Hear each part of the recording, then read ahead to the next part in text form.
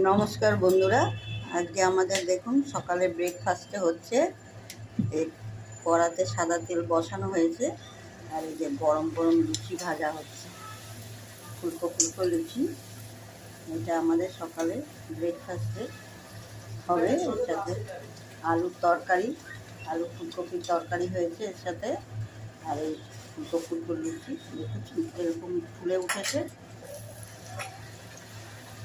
এগুলো কিন্তু পুরোপুরি আটার লুচি, এর মধ্যে ময়দা মিশানো নেই, এটা আটা দিয়েই বানানো হয়েছে পুরোপুরি। শুধু হালকা একটু তেল দিয়ে একটু নুন দিয়ে ময়ান দেওয়া হয়েছে, তারপরে এরকম লুচি হচ্ছে। দেখুন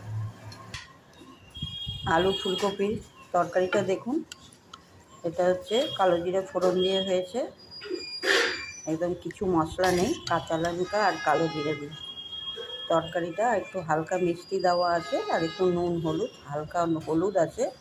এটাই আমাদের সকালের ব্রেকফাস্টের রেসিপি। দেখুন লুচিগুলো এরকম গরম গরম ফুলকো ফুলকো লুচি। আটাটা দেখুন, শুধু দেখুন গমের আটা।